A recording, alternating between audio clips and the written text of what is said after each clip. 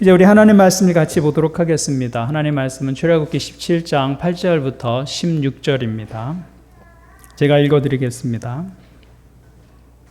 그때에 아말렉 사람들이 몰려와서 르비딤에 있는 이스라엘 사람을 공격하였다. 모세가 여호수아에게 말하였다. 장정들을 뽑아서 아말렉과 싸우러 나가시오. 내가 내일 하나님의 지팡이를 손에 들고 산꼭대기에 서겠소. 여호수아는 모세가 그에게 말한 대로 아말렉과 싸우러 나가고 모세와 아론과 훌은 언덕 위로 올라갔다.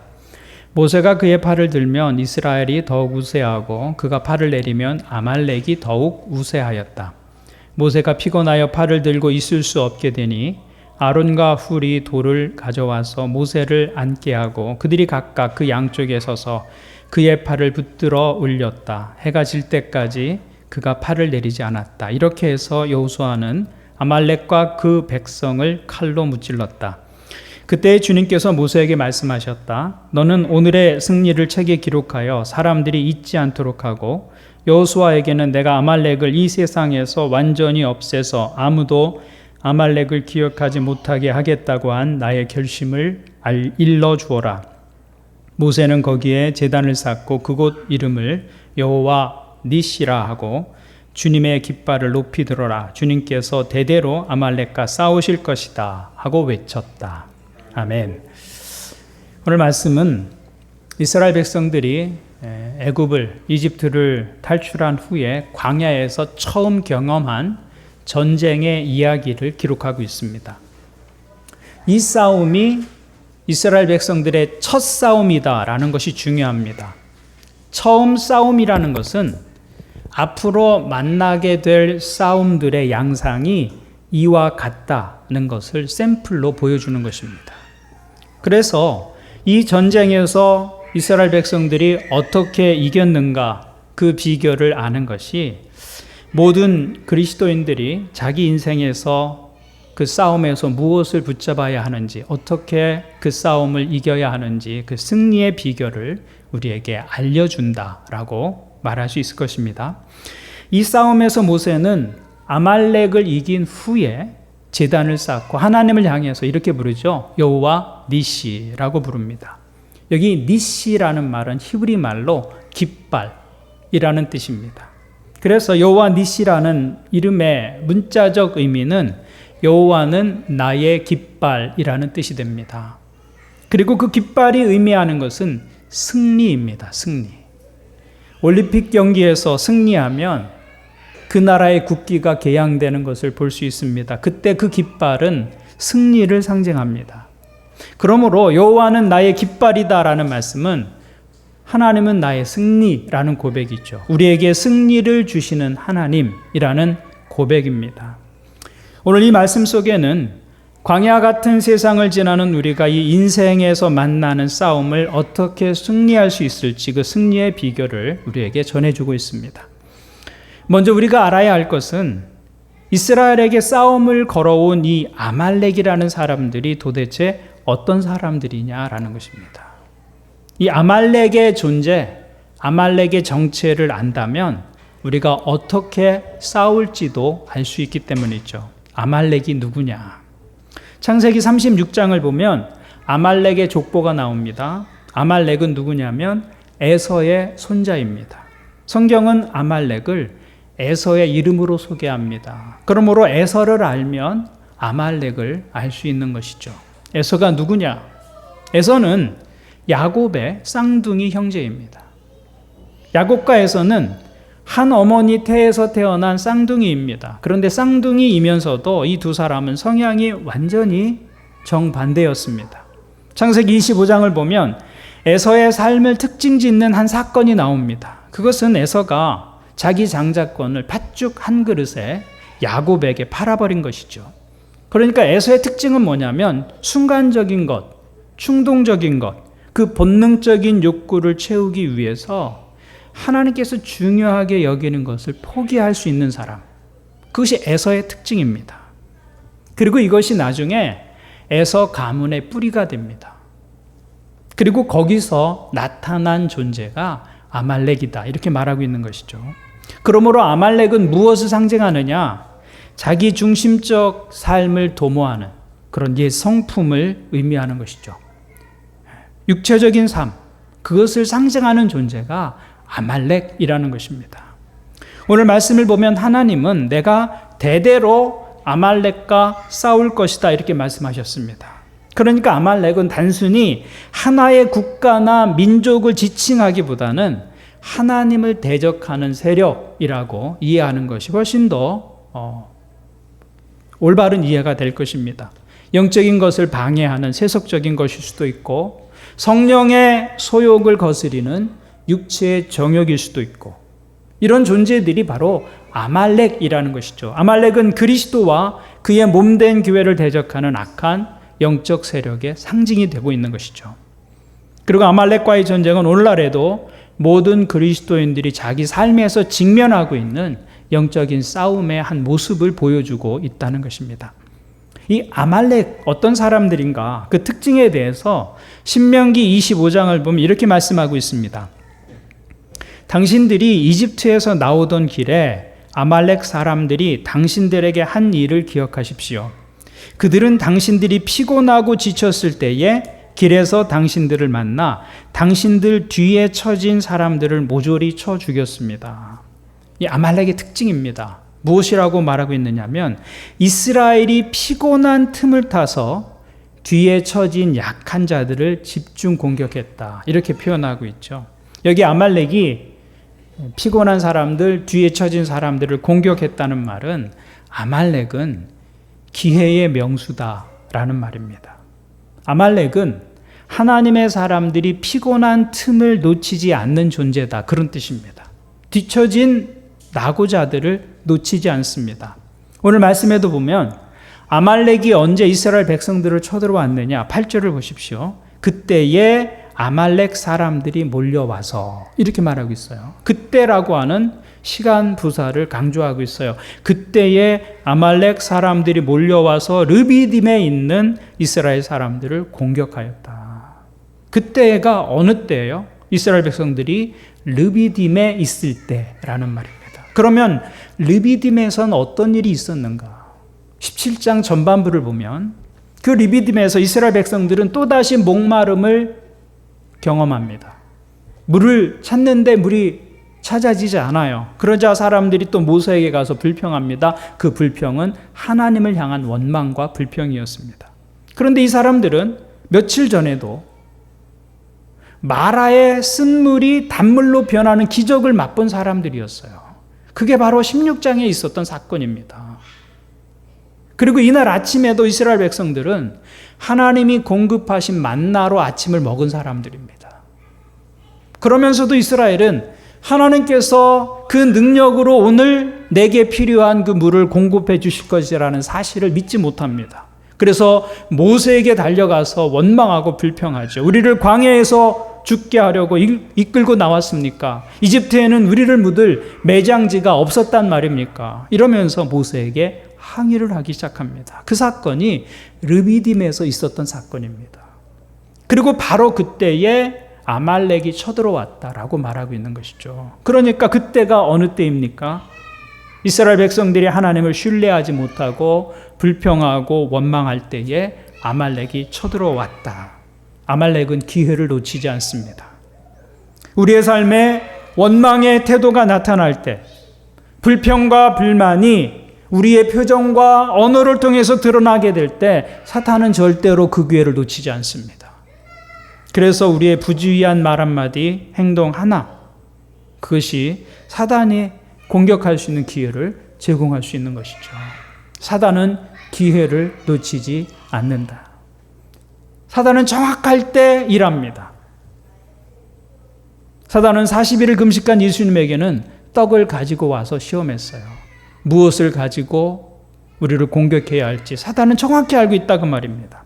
우리가 불만족스러운 환경에 처했을 때, 짜증이 내 삶에 확 밀려올 때, 분노가 머리끝까지 차오를 때, 크게 낙심되었을 때, 누군가를 향해서 섭섭한 마음이 들 때, 불안하고 두려워질 때, 하나님이 믿어지지 않고 의심되어질 때, 사단은 놓치지 않고 정확한 시간에 우리를 공격한다는 것입니다. 르비딤에 있을 때 아말렉 사람들이 이스라엘을 공격했다. 그래서 죄는 24시간 대기 중입니다. 항상 대기 중입니다. 우리가 약하고 피곤한 틈을 타서 가차없이 물고 늘어집니다. 그것이 육체의 특징입니다. 이것이 아말렉의 정체다라는 것이죠. 우리가 이 육체로 이 땅을 살아가는 동안에는 이 싸움을 멈출 수가 없습니다. 그래서 그리스도인이 된 이후에 우리가 해야 할 일은 이 육체가 우리 삶에 왕노릇하지 못하도록 하는 것입니다. 그것이 아말렉과의 전쟁의 영적인 측면입니다. 그러면 우리가 그 아말렉과 싸워서 어떻게 이길 수 있느냐라는 것이죠. 오늘 말씀을 보면 이스라엘은 이 싸움에서 아주 독특한 방법으로 승리하게 됩니다. 아말렉이 쳐들어오자 모세는 아론과 훌을 데리고 산 위로 기도하러 올라갔고 여호수아는 군대를 조직해서 아말렉과 싸우러 나갑니다. 그런데 모세가 손을 들고 하나님을 향해서 기도하면 여호수아가 전쟁터에서 이기게 됩니다. 모세가 지쳐서 손이 내려오게 되면 전세가 역전이 되는 것이죠. 모세의 손이 올라가면 이스라엘 백성들이 이기고 모세의 손이 내려오면 아말렉이 이기는 것입니다.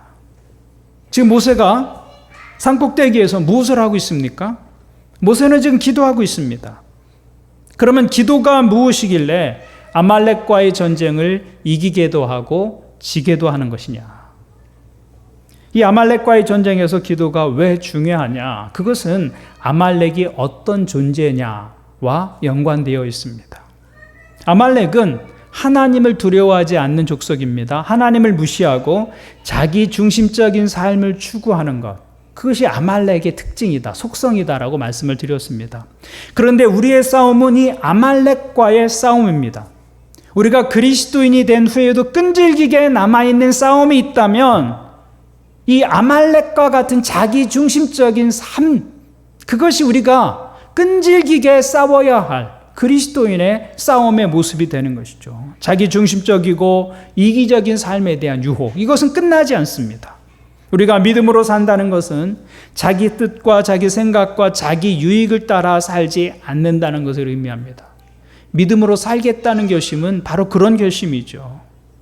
믿음으로 산다는 것은 자기 중심적인 삶을 극복하고 하나님 중심적인 삶을 살겠다라는 것입니다. 그런데 자기 중심적인 삶을 넘어서기 위해서는 하나님 앞에서 모세처럼 우리도 두 손을 들어야 한다는 것입니다. 하나님 앞에서 손을 든다는 것이 무슨 의미입니까? 그것은 내가 내 삶의 주인이 아니라는 고백입니다. 손을 드는 거예요. 하나님께 항복하는 것이죠. 겸손하게 주님을 의지하고 주님의 도우심과 주님의 뜻을 따라 살겠다는 고백이 손을 들어 기도하는 것입니다. 내 힘으로 살지 않겠다는 고백이죠. 그러니까 기도하는 삶 자체가 사실은 아말렉과의 전쟁에서 이기고 있는 것이죠. 이미 하나님 앞에서 자기 중심적인 삶을 넘어서고 있는 것입니다. 내 타락한 육신의 뜻대로 살지 않고 하나님의 뜻대로 살아보겠다는 의지의 표현이 하나님 앞에서 두 손을 들고 기도하는 것이죠. 그런데 기도에는 그런 상징적인 의미만 있는 것은 아닙니다. 기도에는 실제적인 능력이 있습니다. 여러분, 기도는 마치 발전기와 같습니다. 물을 흘려 댐을 만들고 낙차를 만들어서 그 떨어지는 물의 힘으로 터빈을 돌리면 강력한 전기가 발생됩니다. 근데 기도는 그런 발전기와 같다는 것입니다. 기도는 이미 이루어 놓은 하나님의 승리, 하나님의 축복, 하나님의 은혜, 하나님의 도우심을 내 삶의 현실과 연결하는 영혼의 발전기와 같다. 그래서 그 기도를 내 인생의 힘과 능력으로 삼는 사람은 그 인생의 크기를 다르게 살 수 있다라는 것이죠. 그가 할 수 있는 일의 사이즈가 달라지게 됩니다. 그것이 기도가 가진 능력이다라는 것이죠. 신앙은 내 힘으로 사는 것이 아니라 하나님의 능력으로 사는 것이라고 말할 수 있습니다. 신앙은 내 지혜로 사는 것이 아니라 하나님의 지혜에 기대어 사는 것입니다. 내 자원으로 사는 것이 아니라 하나님의 자원에 연결된 삶을 사는 것이죠. 그런데 기도할 때 그 하늘의 자원이 내 삶에 흘러들어오는 통로가 된다. 그것이 기도다라는 것이죠. 그래서 우리 인생의 크기가 기도할 때 달라지는 것입니다. 기도할 때 내가 할 수 없었던 일들이 가능해지는 것이죠. 사랑할 수 없었던 사람을 사랑하게 되고, 용서할 수 없었던 사람을 용서할 수 있게 되고, 이해하지 못했던 사람 이해하고 용납하게 되고, 감사할 수 없었던 일들을 향해서 감사할 수 있게 되고, 기뻐할 수 없는 상황을 보면서도 기뻐할 수 있는 다른 삶을 살 수 있게 되는 것이죠. 자원이 달라지기 때문인 것입니다. 다른 사람들이 볼 때 불가능한 일들이 기도할 때 내 인생에서 일어나게 되는 것입니다. 기도할 때 우리의 인생의 크기가 달라진다. 기도에는 그런 능력이 있다. 우리는 내 능력과 내 지혜와 내 경험을 가지고 살라고 부름받은 사람들이 아니라는 것입니다. 우리는 기도를 통해서 하나님의 능력을 가지고 살도록 부름받은 사람들이다.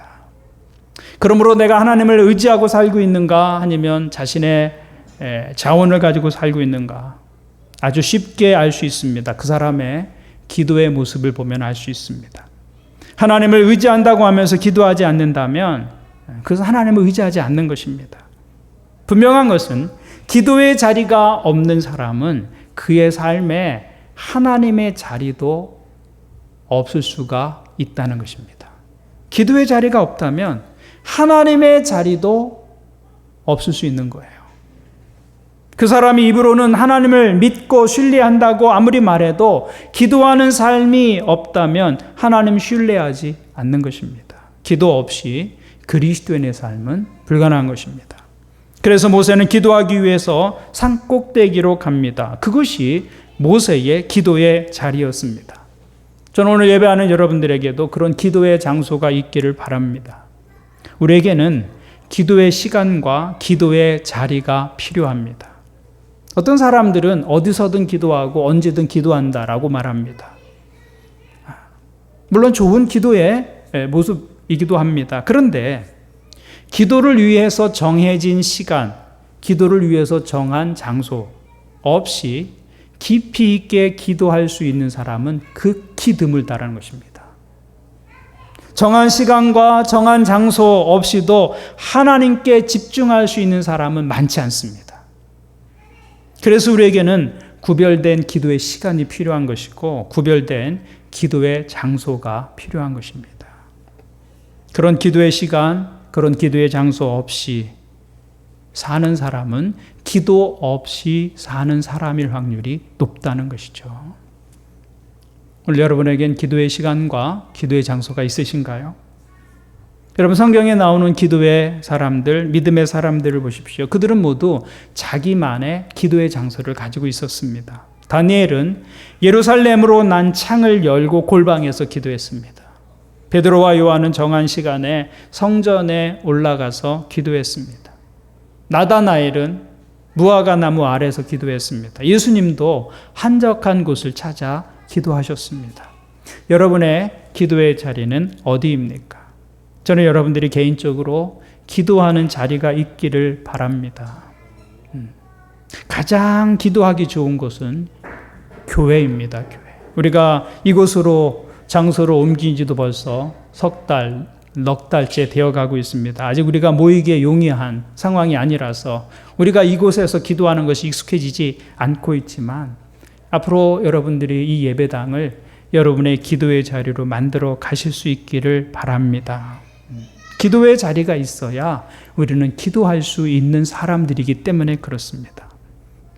기도 없이도 그리스도인의 삶을 살 수 있는가? 답은 하나입니다. 그럴 수 없습니다. 종교적인 삶 살 수는 있지만 기도가 없다면 하나님이 이 시대에 우리를 통해서 보여주고 싶어 하시는 그런 능력 있는 그리스도인의 삶은 살 수 없다는 것입니다. 그러므로 저는 여러분들이 기도하는 분들이 되기를 주님의 이름으로 부탁을 드립니다. 기도로 하나님의 자원을 여러분의 삶으로 끌어들이고 그 능력으로 살아가는 그런 믿음의 모습이 오늘 우리에게 필요한 것이죠. 또한 이 아말렉과의 싸움은 혼자서 싸우는 싸움이 아니라 함께 싸우는 싸움입니다. 11절 12절을 보십시오. 모세가 그의 팔을 들면 이스라엘이 더욱 우세하고 그가 팔을 내리면 아말렉이 더욱 우세하였다. 모세가 피곤하여 팔을 들고 있을 수 없게 되니 아론과 훌이 돌을 가져와서 모세를 앉게 하고 그들이 각각 그 양쪽에 서서 그의 팔을 붙들어 올렸다. 해가 질 때까지 그가 팔을 내리지 않았다. 모세가 피곤해져서 손이 내려오니까 이스라엘 백성들이 전쟁에서 밀리게 됩니다. 모세가 손을 올리면 이기고 손을 내리면 아말렉이 이깁니다. 전쟁의 상황을 지나치게 단순화시켜서 기록한 것처럼 보이지만 출애굽기 저자는 이 전쟁의 승리가 하나님께 있다는 것을 강조하고 있는 것이죠. 그래서 모세의 팔이 올라가면 이스라엘이 이기고 피곤해서 손이 내려오면 이스라엘이 지는 것입니다. 근데 여기에 사단이 노리는 틈이 있습니다.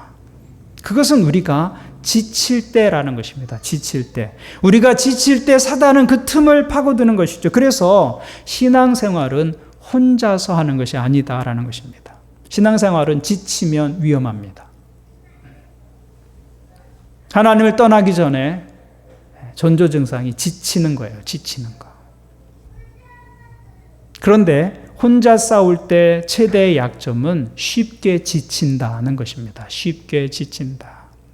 여러분, 삶을 살아가면서 지치지 않는 사람이 누가 있습니까? 아이를 기르는 것도 지치고요. 일하는 것도 지치고 때로는 노는 것도 지칩니다.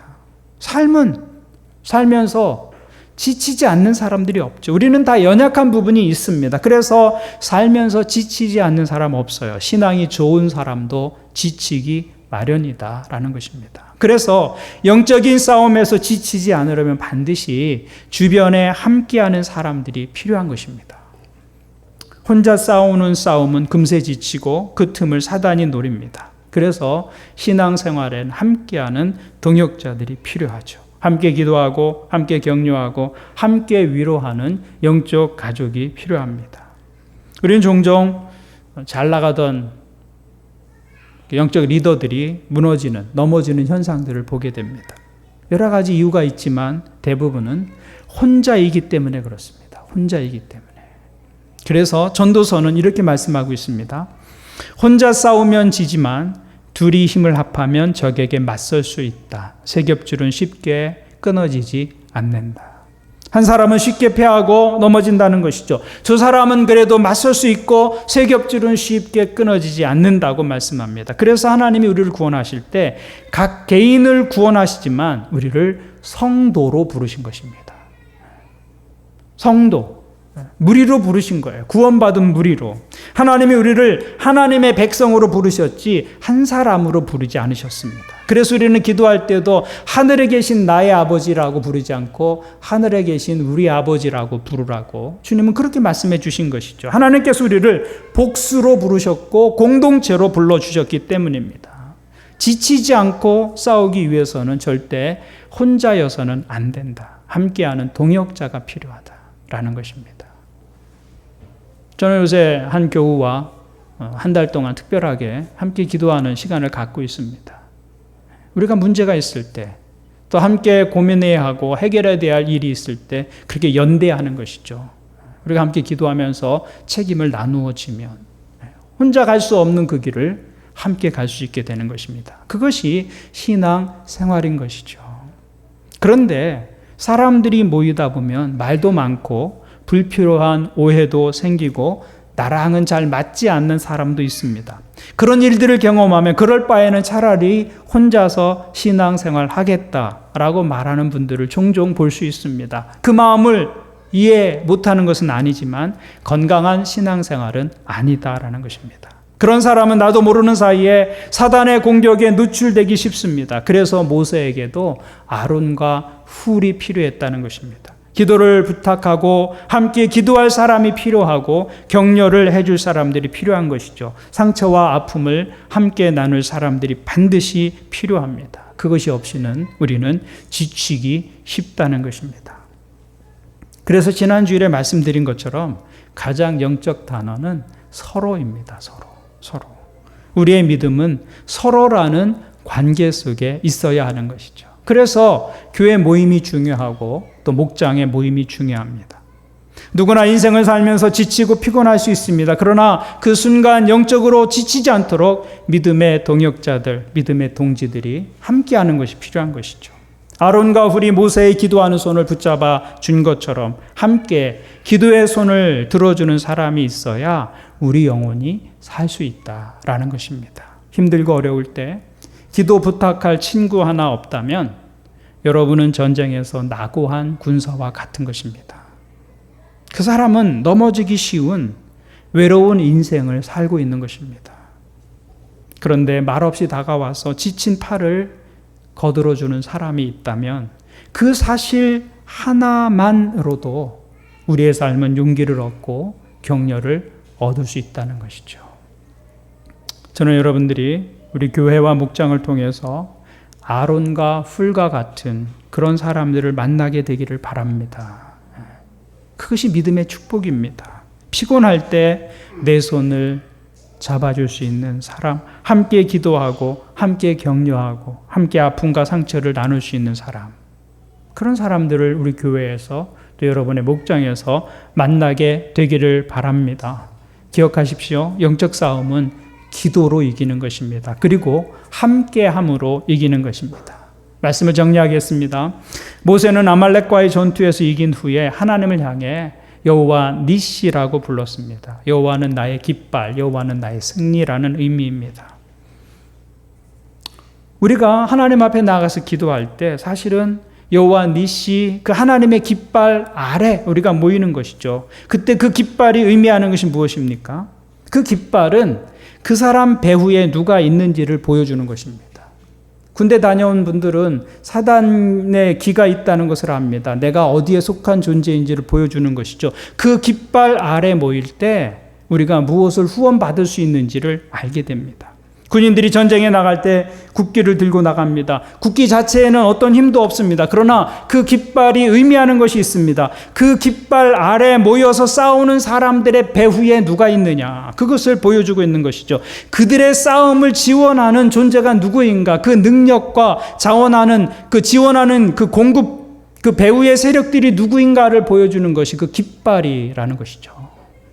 그러므로 어느 깃발 아래에 있느냐에 따라서 사용할 수 있는 자원이 달라지는 것입니다.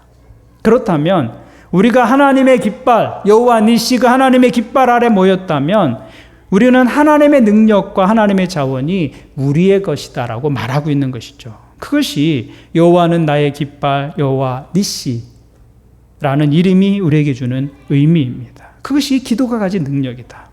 그래서 하나님이 우리에게 주신 약속이 무엇입니까? 요한복음 14장을 보니까 너희가 내 이름으로 무엇을 구하든지 내가 행하리라.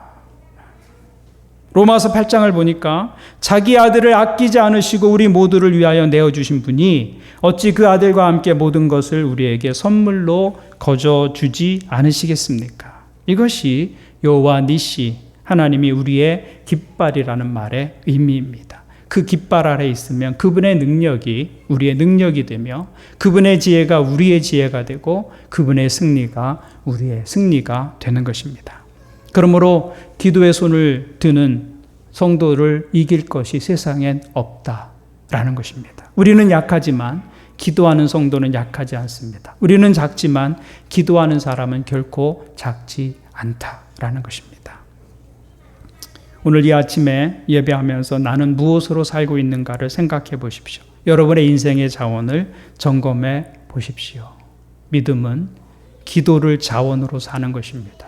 그리고 홀로 살지 않고 함께 살아가는 것입니다. 그것이 성도들의 삶이다라는 것입니다. 그런 사람들에게 하나님은 여호와 니시, 승리의 하나님이 되어 주십니다. 예배하는 여러분 모두 기도하는 삶, 그리고 공동체와 함께하는 삶을 통해 승리의 단을 여러분의 삶의 자리에서 하나씩 쌓아가는 하나님의 사람들, 믿음의 사람들 되시기를 주님의 이름으로 축원을 드립니다. 아멘. 함께 기도하겠습니다.